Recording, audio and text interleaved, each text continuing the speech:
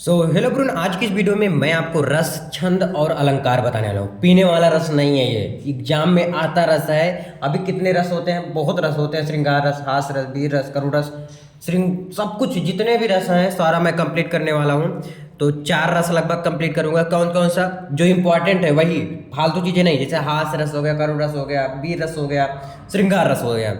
आपका छंद बताऊंगा, अलंकार बताऊंगा, रूपक अलंकार। छंद में जैसे आपको बता दूंगा मैं, चौपाई छंद है ना। इस प्रकार से सोरठा बता दूंगा आपको, दोहा बता दूंगा, है ना। ये चीज छंद में आ जाएगा। अलंकार में रूपक अलंकार, उपमा अलंकार, यमक अलंकार और अनुप्रास अलंकार, ये अलंकार में बता दूंगा। 100% आपको समझ में भी आएगा। और सभी का, चाहे रस हो, चाहे छंद हो, चाहे अलंकार हो, दो दो तीन तीन उदाहरण लेकर आया हूँ। अब सब सोच सकते हो आप लोग कि लोग को जो कठिन लगता था उसी को आसान बनाने के लिए 2 से 3 उदाहरण लेकर आया हूँ, कि जिससे कि आपको 110% समझ में तुरंत के तुरंत आ जाए, है ना। क्योंकि आपको कुछ ऐसा रहता है, परिभाषा, ऐसा उदाहरण रहता है, ऐसा श्लोक रहता है जो आपको पहले से याद रहता है, तो उसी को मैं लेकर आया हूँ। मतलब आज तक का सबसे बढ़िया वीडियो हिंदी का ये होने वाला है, ये गारंटी लेता हूँ। और ये भी कह देता हूँ कि 6 नंबर किसी की औकात नहीं है कि आपका वो काट ले।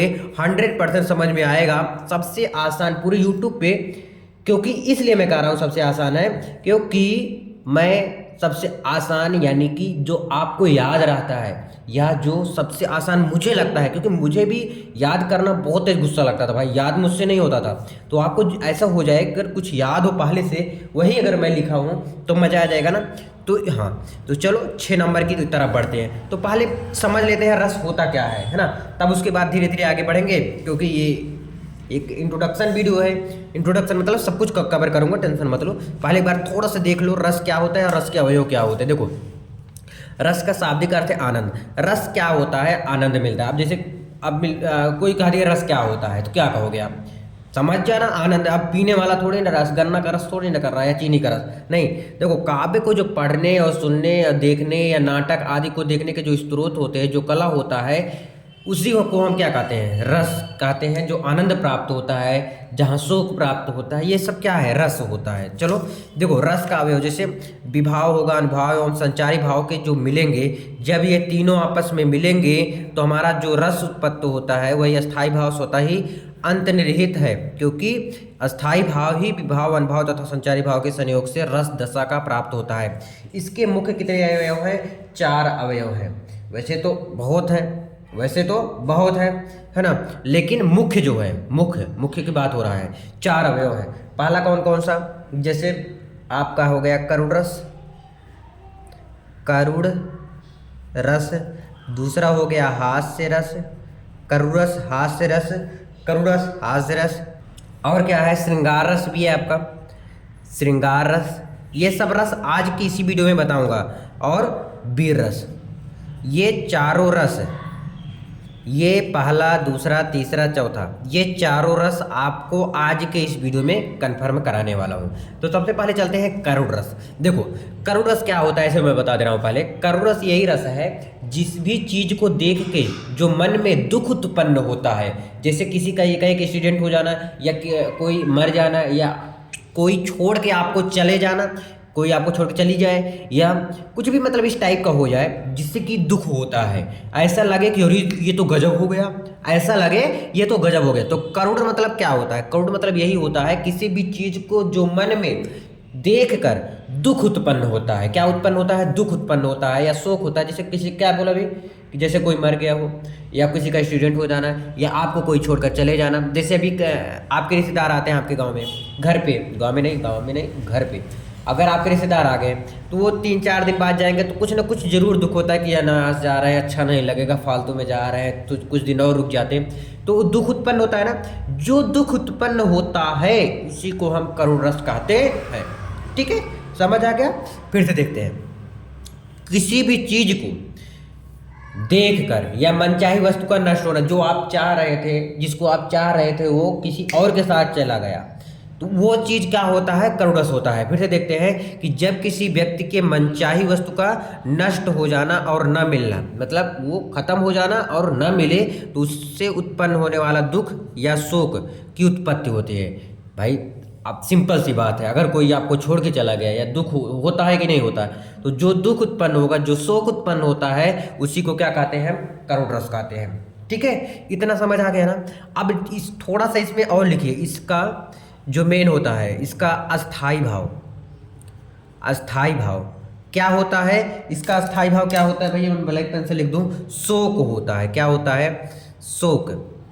ये चीज भैया भूल मत जाना, ये भूलना मत कि करुण रस अगर आप बता रहे हो तो इसका अस्थाई भाव क्या होता है? शोक होता है। ये लिख दोगे ना, तुम्हें आधा नंबर तो यहाँ से मिल जाएगा, कन्फर्म है। ठीक है, चलो अब देखते हैं इसका, ये तो परिभाषा था, अब उदाहरण चलो देखते हैं नेक्स्ट पेज पे। एक एक नहीं, दो दो नहीं, तीन तीन। देखो क्या, पहले देखो, मणिखोए भुजंग सी जननी फंसा पटक रही थी सी संधि आज बनाकर तुमने मुझे किया न्याय जगदीश। अब बोलोगे भैया इसका अर्थ बताओ। एक चीज मैं बता दूं, अर्थ तो बता दूंगा, लेकिन क्या अर्थ लिखोगे? क्या नहीं लिखोगे ना, तो इससे अच्छा याद कर लो।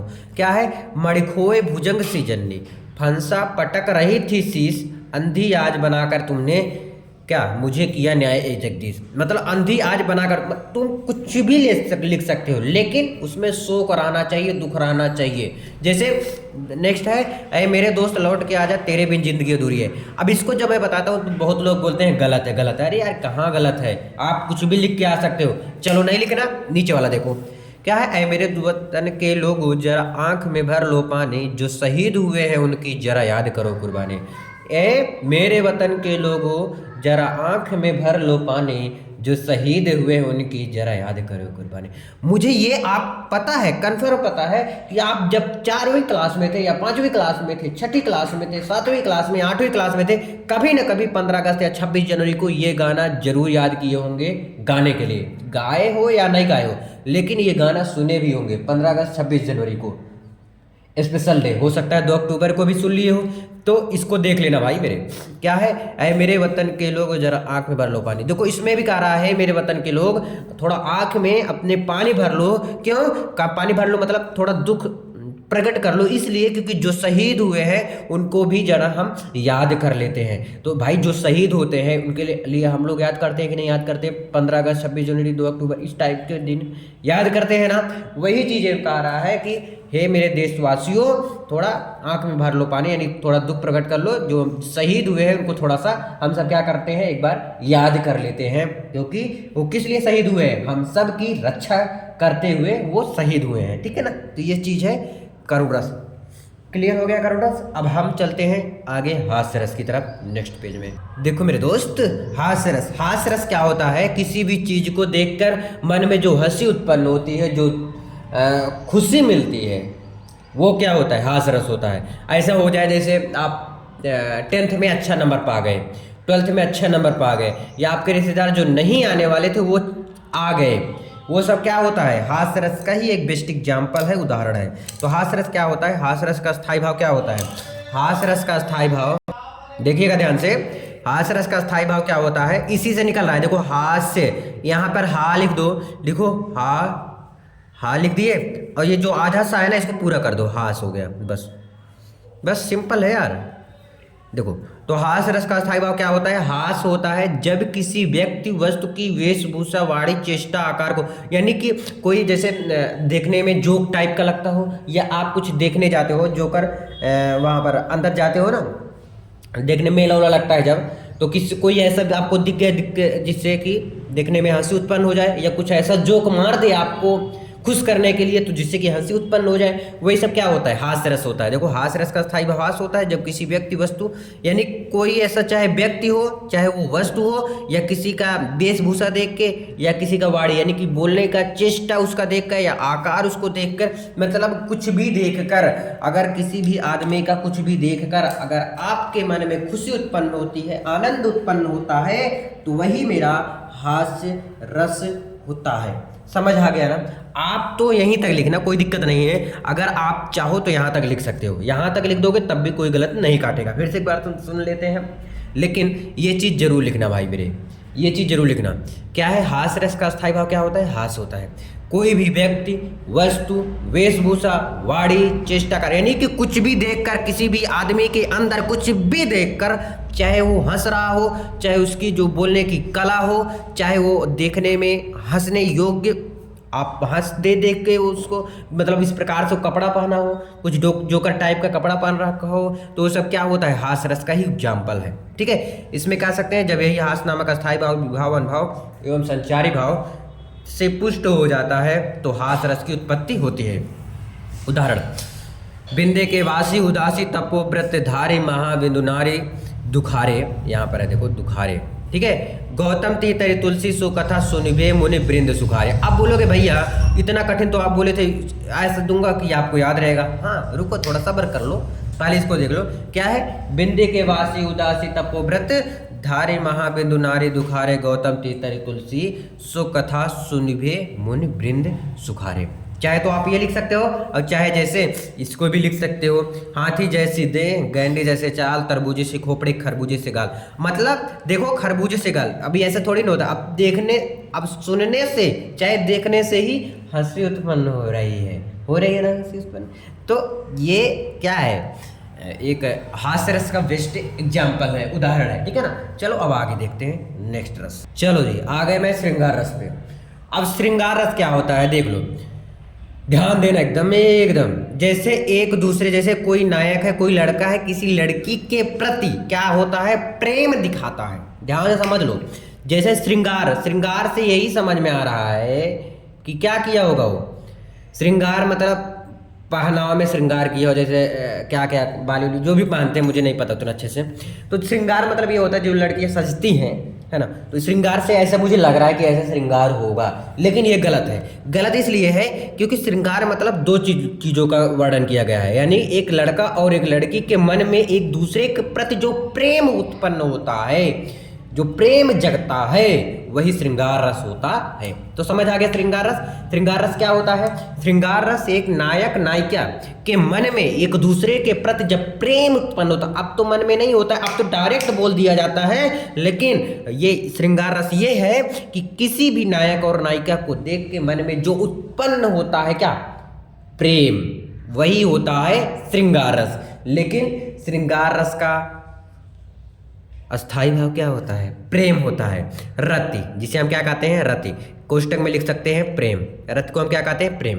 यानी कि श्रृंगार रस का अस्थाई भाव प्रेम है, जब नायक नायिका के मन में एक दूसरे के प्रति क्या हो, प्रेम उत्पन्न होकर विभाव अनुभाव एवं संचारी भाव के योग से, अस्थाई भाव के योग से, अस्थाई भाव क्या, मैं दोबारा लिख देगा यार इसका, देखो फिर से, अस्थाई भाव श्रृंगार रस जागृत हो, अस्थाई भाव रति, या रति जागृत हो या प्रेम जागृत हो, तो वही क्या होता है, वही श्रृंगार रस कहलाता है। वही क्या कहलाता है, श्रृंगार रस। फिर से देखते हैं इसको, श्रृंगार रस क्या होता है, श्रृंगार रस का स्थायी भाव रति, प्रेम, जब नायक नायिका के मन में एक दूसरे के प्रति, यानी कि नायक और नायिका दोनों के प्रति, एक दूसरे के प्रति क्या हो, प्रेम जागृत हो, प्रेम उत्पन्न हो, तो वही विभाव अनुभाव एवं संचारी भाव के योग से जो अस्थाई भाव बनता है, वही जो रति जागृत हो, वही श्रृंगार रस कहलाता है।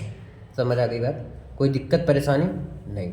चलो अब देख लो श्रृंगार रस। कौन हो तुम बसंत के दूत, विषम पंत झड़ में अति सुकुमार, धन तिमिर में चंपला की रेख, तपन में शीतल मंद। अरे इतना कठिन, चलो कोई बात नहीं, चलो नीचे आ जाओ।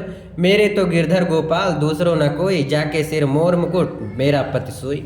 ये इतना लिख दो यार, इतना, इससे भी बेस्ट एग्जाम्पल क्या मिलेगा, क्या है, मेरे तो गिरधर गोपाल, मेरे जो है गिरधर गोपाल है और दूसरा कोई है ये नहीं है, जिसके सिर पे मोर मुकुट है वही मेरा पति होए, वही मेरा पति सोई, वही मेरा पति है। बस सबसे बेस्ट एग्जाम्पल, चाहे तो आप इसको दीजिए चाहे इसको दीजिए, एक ही देना है, दो नहीं देना है, एक ही देना है। ऐसा नहीं कि दोनों आप देकर लिख के चले आओ, नहीं यार, एक लिख के आओ और पूरा नंबर लेकर जाओ। तो श्रृंगार रस क्या होता है, कोई नायक नायिका के प्रेम होता है जब एक दूसरे के प्रति, तो वही क्या होता है, श्रृंगार रस होता है भाई। क्या होता है, श्रृंगार रस। देखो मेरे तो गिरधर गोपाल, मेरे तो क्या है, गिरधर गोपाल है, दूसरा और कोई है ये नहीं है, जाके सिर मोर मुकुट मेरा पति सोई, क्या, मेरा पति सोई, यानी मेरा पति होता है। ठीक है, अब श्रृंगार रस, अब वीर रस भी तुरंत देख लेते हैं नेक्स्ट पेज में। देखो वीर रस क्या होता है, वीर रस का स्थायी भाव देखो, वीर रस ये होता है, अब देखने से वीर होगा कि भाई मैं उसे फोड़ दूंगा आज, उसे मार दूंगा आज, नहीं। देखो वीर रस का स्थायी भाव क्या होता है, उत्साह, जब यही उत्साह नामक अस्थायी भाव विभाव भाव संचारी भाव से पुष्ट हो जाता है, यानी कि विभाव होता है, अनुभाव होता है, संचारी भाव, यानी सब कुछ जब मिल जाता है तो वही वीर रस की उत्पत्ति होती है, और उसी को हम क्या कहते हैं, वीर रस कहते हैं। ठीक है। जैसे मैं कहता हूँ मैं बढ़ता हूँ, मैं नभ की चोटी चढ़ता हूँ, बहुत आसान है, 2 बार पढ़ोगे आ जाएगा।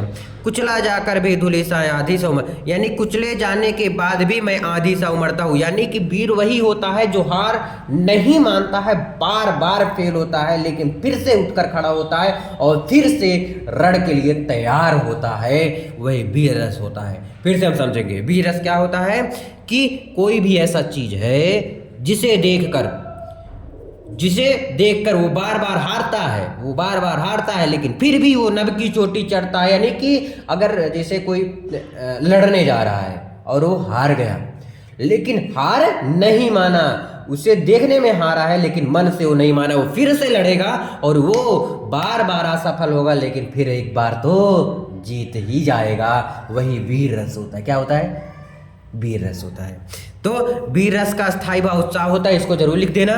तो देखो, मैं कहता हूँ मैं बढ़ता हूँ, मैं नभ की चोटी चढ़ता हूँ, मैं कहता हूँ कह रहा हूँ मैं, और मैं बढ़ता रहूंगा और ये नभ की चोटी हमेशा चढ़ता भी रहूंगा, चाहे कुचला जाकर भी धूलि सा आधी सा उमड़ता हूँ, मेरा जीवन ललकार बने, असफलता ही असली हार में। यानी जो असफलता है, कहते हैं ना, अगर मैं आईएएस की तैयारी कर रहा हूँ तो आईएएस नहीं बन सकता लेकिन आईएएस को बनाने वाला जरूर बन सकता हूँ, तो वही चीज है वीर रस में। वीर रस भी वही है। मैं एक बार फिर से यही चीज दोहराना चाहूंगा, बहुत अच्छी चीज है कि अगर आप आईएएस की तैयारी कर रहे हो या किसी भी चीज की तैयारी कर रहे हो, मैं एक एग्जाम्पल मार रहा हूँ आईएएस का, अगर आप आईएएस की तैयारी कर रहे हो और आईएएस नहीं बन सकते तो एक बात याद रखना, आईएएस तो नहीं लेकिन आईएएस बनाने वाला जरूर आप बन सकते हो। यानी कि असफलता ही आपकी सफलता का आधार जरूर बनता है, तो ये वीर रस कहलाता है। आई होप सारा रस जो था आपका कवर हो गया, खत्म हो गया। अब मैं चलता हूं अलंकार पे, फिर इसके बाद मैं छंद बताऊंगा नेक्स्ट पेज से। चलो अब देखते हैं अलंकार। अलंकार कितना बताऊंगा? तो देखो, उपमा अलंकार बताऊंगा, रूपक अलंकार बताऊंगा, अनुप्रास, यमक, और हाँ एक का दो एग्जाम्पल बताऊंगा जो आपको आसान लगे, उसी पे छोड़ूंगा मैं, टेंशन मत लो उसका ना। देखो ध्यान से, हाँ भैया, उपमा अलंकार क्या होता है? जहां उपमेय में उपमान की समानता, अब थोड़ा थोड़ा अंतर है भाई, एक बात नोट कर लेना, जो अलंकार है ना थोड़ा थोड़ा सा अंतर है, थोड़ा थोड़ा सा एकदम हल्का हल्का सा। देखो इसमें क्या है, उपमेय और उपमान में क्या होता है, समानता व्यक्त किया जाता है, दोनों में क्या व्यक्त किया जाता है, समानता व्यक्त किया जाता है। वहां क्या होता है, उपमा अलंकार होता है। ध्यान दीजिएगा, उपमा अलंकार कहाँ होता है, जहां पर समानता व्यक्त किया जाए। जैसे एग्जाम्पल कोई, हरिपद कोमल कमल से, हरिपद कोमल कमल से पहला एग्जाम्पल तो ये हो गया। दूसरा, पीपर पात सरिस मन डोला, पीपर पात सरिस मन डोला। और लास्ट एग्जाम्पल है, कोटि कुलिस सम बचन तुम्हारा। ध्यान दीजिएगा, फिर से एक बार देखो, उपमा अलंकार क्या होता है, समानता व्यक्त करता है। जैसे चाहे तो आप ये एग्जाम्पल दो, चाहे तो ये एक ही देना है, चाहिए एक ही देना है। अब आपको जो आसान लगे वो लिख देना, ठीक है ना। देखो इसमें क्या होता है, उसमें समानता था, ध्यान दीजिए, उपमा में समानता और रूपक में एक रूपता। इसमें इसके आगे क्या लगा दोगे, एक, तो बस हो जाएगा, आ जाएगा ना। रूपक क्या होता है, जिसमें एक रूपता, यानी इसके आगे अगर एक लगा दोगे तो एक किसका हो जाएगा, रूपक अलंकार का उदाहरण बन जा रहा है। समझ आ गया क्या, परिभाषा समझे क्या? देखो, रूपक अलंकार क्या होता है, जहां उपमेय में उपमान की एक रूपता बताई जाए, यानी समानता बताया जाए, वो क्या होता है, रूपक अलंकार। जैसे चरण कमल बंदौ हरिराई, बंदौ हरिराई, चरण कमल बंदौ हरिराई। पालो एग्जाम्पल, चाहे मन सागर मनसा लहरी, बूढ़े बहे अनेक। ध्यान दीजिएगा, रूपक अलंकार क्या होता है, रूपक क्या होता है, एक रूपता बताई जाती है। ध्यान दीजिएगा एकदम अच्छे से, कि जहां उपमेय में उपमान की क्या बताई जाए, एक रूपता बताई जाए, वहां रूपक अलंकार होता है। चरण कमल बंदो हरिराई। चरण जो होता है वो कमल द्वारा क्या है, हरि के दर्शाया गया है, यानी एक रूपता बताया गया है। मन सागर मनसा लहरी बूढ़े बहे अनेक। देखो अनुप्रास अलंकार क्या होता है? अनुप्रास अलंकार होता है कोई भी शब्द है, कोई भी शब्द है वह बार बार यूज हो, बार बार आए, वही क्या होता है, अनुप्रास अलंकार होता है। अच्छा कोई उदाहरण बता दो क्या भैया? चलो चलो, तारानी तनुजा तट तमाल तरुवर बहुछाय। बहुत बढ़िया एग्जाम्पल है भाई ये। अनुप्रास अलंकार क्या होता है? जब एक ही वर्ड यानी कोई एक ऐसा शब्द है वो बार बार आया हो। जैसे ध्यान दीजिएगा कैसे, ताया यहाँ आया, यहाँ आया, यहाँ आया, यहाँ ऋतुरी। आप कोई भी जैसे चारुचंद की चंचल कीड़े खेल रहे हैं जल थल में, एक था क्या था, चंदू के चाचा ने चांदी के चम्मच से ऐसे जो चटनी चटाई जो है ना, वो देखो चाचा कितनी बार आया है। तो वही क्या होता है, अनुप्रास अलंकार होता है। क्या होता है? अनुप्रास अलंकार। यानी कि कोई भी ऐसा शब्द जो बार बार यूज हो। जैसे तरन तनुजा तट तमाल तरुवर बहुछाय, चाहे तो ये लिख सकते हैं, चाहे चारु चंद्र की चंचल किरणें, चारुचंद की चंचल किरणें खेल रही है जल थल में, जल थल में। देखो ध्यान से, अनुप्रास अलंकार क्या होता है? कोई भी ऐसा शब्द या वर्ड या अक्षर जो बार बार यूज हो, कई बार प्रयोग किया गया हो, वही क्या होता है मेरे भाई? अनुप्रास अलंकार होता है। क्या होता है? अनुप्रास अलंकार होता है। जैसे ता ता त, देखो चा च च कितनी बार आया, तो चारुचंद की चंचल किरणें खेल रही है जल तल में। तो अनुप्रास, इससे समझ में आ रहा है अनुप्रास बार बार जो प्रयोग होता हो। अभी देखिए उसी से लेना देना है यमक का भी। यमक क्या कर रहा है? जब एक ही शब्द, अब इसमें वर्ड था, इसमें थोड़ा सा अंतर है, शब्द है। शब्द मतलब अभी मैं समझा दूंगा, आपको आ जाएगा। क्या आपको आ जाएगा? टेंशन मत लो। क्या है? जब एक ही शब्द दो या दो से अधिक बार प्रयोग हुआ हो, यानी कि दो बार तो आया हो, उससे भी अधिक हो सकता है, तो वही क्या होता है? आपका यमक अलंकार होता है। या क्या होता है? यमक अलंकार होता है। देखिएगा, चारुचंद की चंचल किरणें, ये तो यार खेल रही है जल तल में, तो बता दिया। इसको देखिए, यमक अलंकार क्या होता है? कोई भी ऐसा शब्द है जो दो या दो से अधिक बार प्रयोग किया गया हो, उससे भी ज्यादा बार प्रयोग हुआ हो, लेकिन प्रत्येक बार थोड़ा सा अंतर है, अर्थ अलग अलग हो, उसका जो अर्थ है वो क्या हो? अलग अलग हो। जैसे लिख के बता दूं क्या? कनक कनक ते सौगुनी मादकता। देखो मेरे राइटिंग पे मत जाइएगा, मेरा राइटिंग तो बहुत खतरनाक है। एग्जामिनर भी जब मैं था चेक करने में हालत खराब हो गया होगा। देखो, कनक कनक ते सौगुनी मादकता अधिकाय, या खाए बौराए जग, या खाए बौराए जग, या खाए बौराए जग, वा पाए बौराए, वा पाए बौराए। ध्यान दीजिएगा। देखो, कनक कनक ते सौगुनी, क्या? कनक कनक ते सौगुनी, लेकिन इसमें क्या रहा है, जो अर्थ है उसका वो अलग अलग हो, भिन्न भिन्न हो। ठीक है ना? जैसे कनक मतलब होता है एक सोना, एक कनक का मतलब होता है धतूरा। धतूरा जो होता है गांव में, आप अगर गांव के तो होंगे ही, हो सकता है शहर वाले भी देख रहे हो। तो कनक मतलब होता है धतूरा। धतूरा जब ये महाशिवरात्रि आता है ना, तो धतूरा चढ़ाया जाता है। तो कनक कनक ते सौगुनी मादकता अधिकाय, या खाए बौराए जग, वा पाए बौराए।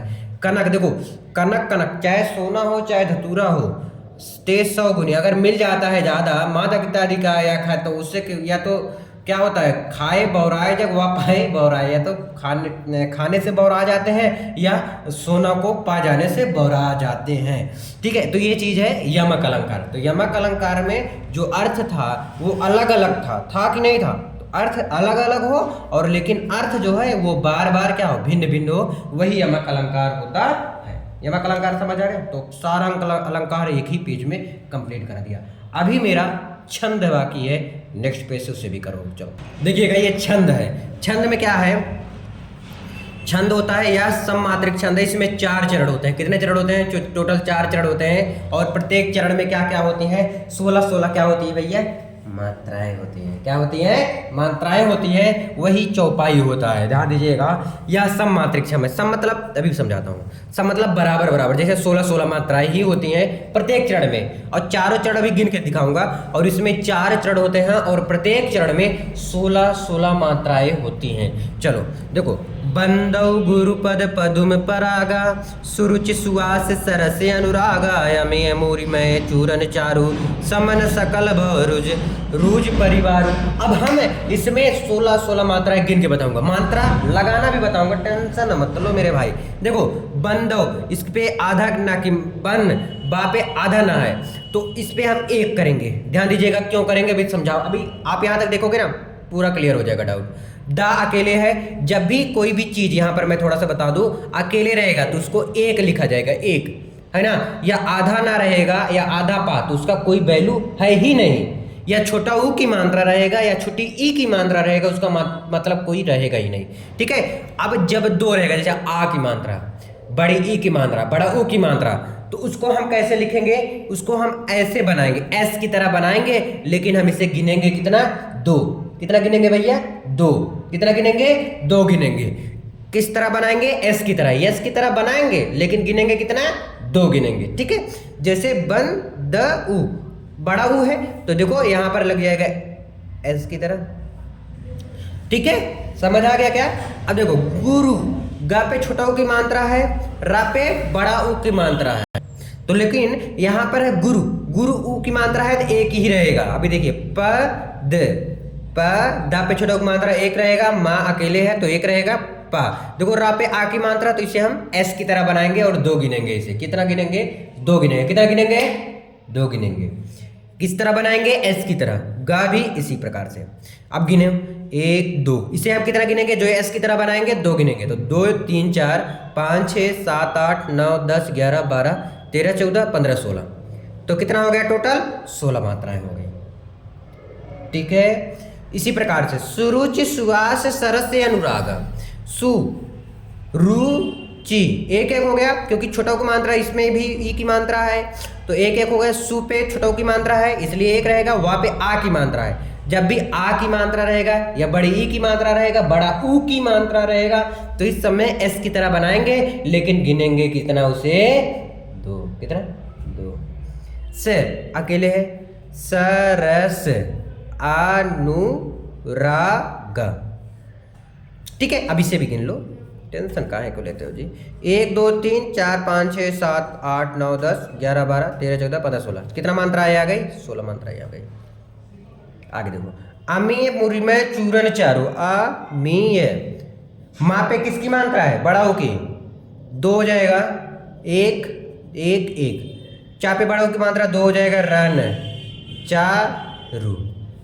गिनो 1 2 3 3 2 5 6 7 8 8 2 10 11 12 13 14 15। चूरन कहाँ गलत कर दिया यार? चारू, रा पे बड़ा की मात्रा यहाँ पर है तो यहाँ पर 2 लग जाएगा ना, 16 हो गया। ठीक है। आगे देखो, समन सकल, सकल भव रुज परिवारो, रुज, रा पे छोटा की मात्रा रहेगा इसमें ना, रुज परिवारो, परिवार, रा पे बड़ा की मात्रा यहाँ पर है तो यहाँ पर डबल लग जाएगा। चलो हम गिन के बता देते हैं। 3 3 6 7 8 9 10 11 12 13 14 15, अरे 2 3 4 5 6 7 8 9 10 11 12 13 14 15। यहाँ पे रा पे किसकी मात्रा है? बड़ा ऊ की मात्रा यहाँ पर भी है। ठीक है, क्लियर? क्या दिक्कत है कुछ ही?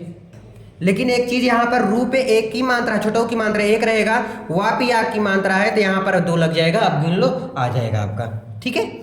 आगे देखो, जय हनुमान ज्ञान गुण सागर, जय कबीर तिहुँ लोक उजागर, राम दूत अतुलित बल धामा, अंजनी पुत्र पवन सुत नामा। चलो इसको कोई भी आप एग्जाम्पल ले सकते हो, लेकिन याद ये रखना कि 16 मात्राएं होना चाहिए। चलो, अगर ऊपर वाला नहीं आता तो नीचे वाला देखो, जय हनु मान ज्ञान गुण सागर। देखो 2 3 4 5 6 7 8 9 10 11 12 13 14 15 16 16 मात्राएं हो गई। देखो जय क पापे बड़ी मात्रा पी से ती हूँ लोक उजागर। गिनो 1 2 3 3 2 5 1 6 7 8 9 10 11 12 13 14 15 16। यहाँ पर भी 16 मात्राएं आ गई। आ रहा है ना समझ में? कोई दिक्कत है क्या आपको? आ रहा है ना? ठीक है। रा पे आ की मात्रा 2 लगा दो। मैं अकेले है तो इनको अकेले छोड़ दो। दूत अतुलित बल धामा। गिनो 2 1 3 3 2 5 1 6 7 8 9 10 11 12 12 13 14 15 16 आ गया। देखो अंजनी पुत्र पवन सूत नामा। देखो उल्टा गिन लो। 2 2 4 5 6 7 8 9 10 11 12 13 14 15। अंजनी पुत्र। देखो यहाँ पर 2 लग जाएगा अंजनी में। ठीक है, ठीक है ना? समझ आ गया ना? अंजनी आप पे इस पे लग जाएगा, एस की तरह लग जाएगा और 2 गिना जाएगा। तो उम्मीद है ये भी आपको समझ में आ गया होगा चौपाई। अब हम चलते हैं दोहा की तरफ, तुरंत देख लेते हैं दोहा क्या होता है। देखो नेक्स्ट पेज में दोहा क्या है? या अर्ध सम्मात्रिक छंद है। इसमें 4 चरण होते हैं। पहले और तीसरे चरण में 13 मात्राएं होती हैं। ध्यान दो, पहले में और तीसरे चरण में कितने मात्राएं होती हैं? ध्यान दीजिएगा एकदम अच्छे से। 13 मात्राएं होती हैं। 1 मिनट, चलो 13 मात्राएं होती हैं पहले में और तीसरे में। चलो पहला और तीसरा पहले देख लेते हैं। पहला और तीसरा, सॉरी पहला दूसरा तीसरा चौथा। पहला और तीसरे में कितना 13 और दूसरे और चौथे में 11 मात्राएं होती हैं। चलो देखते हैं। जय माला छाया तिलक। ठीक है, 1 2 गिन लो इसको। 2 2 2 4 2 6 6 2 8 8 2 10 11 12 13 आ गया। 13 पहले में आ गया, दूसरे में 13 आना चाहिए, सॉरी तीसरे में 13 आना चाहिए। 1 2 कांचे नाचे वृथा। 2 1 3 3 2 5 5 2 7 7 2 9 9 10 11 12 13 आ गया 13। ठीक है, अब देखो सर, इसमें 11 आना चाहिए, इसमें और इसमें 11 आना चाहिए ना। एक काम।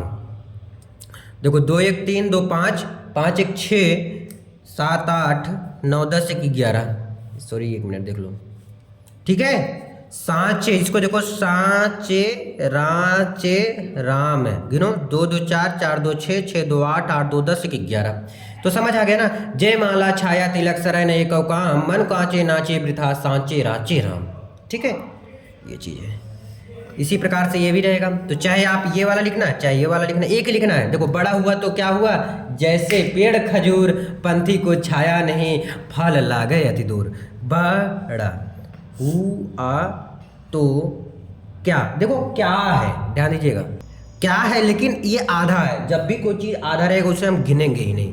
तो यहाँ पे आ की मात्रा इसको 0 को रहेगा, मतलब कुछ नहीं गिनेंगे।